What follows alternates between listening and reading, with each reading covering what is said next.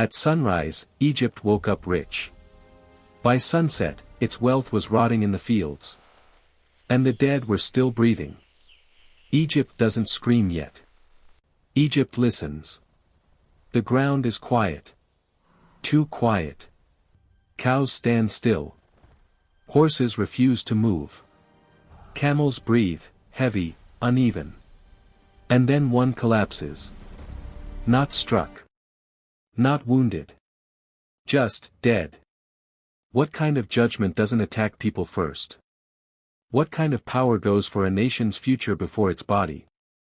And here's the terrifying question you must consider as you listen: if God wanted to cripple your tomorrow, what would he touch first? Moses doesn't shout this time. He doesn't raise his staff. He walks into Pharaoh's court calmly. Tomorrow. That word hits harder than thunder. Not now. Not suddenly. Tomorrow. Livestock. Horses. Donkeys. Camels. Cattle. Sheep. Everything Egypt rides. Everything Egypt trades. Everything Egypt eats. Will die. Ask yourself, what kind of God warns you before he destroys what you love? Pharaoh hears it. Pharaoh understands it. And Pharaoh does nothing. Egypt sleeps beside its wealth. Stable doors shut. Hands resting on animals like insurance policies. But animals sense it. They moan. They kick. They refuse water. And somewhere in the darkness, death is already choosing. Let me ask you something chilling: have you ever ignored a warning because obedience felt inconvenient? Because Egypt did. The sun rises. And then the screams. Animals drop mid-step. Foam fills mouths. Legs buckle. Fields turn into graveyards.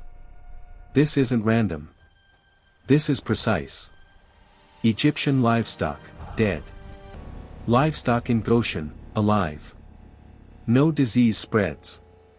No explanation survives. What kind of plague knows borders?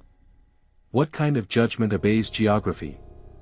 And here's the question burning now: if God can separate Goshen from Egypt, what does that say about who is really protected today? Pharaoh doesn't repent. He investigates. Messengers ride to Goshen.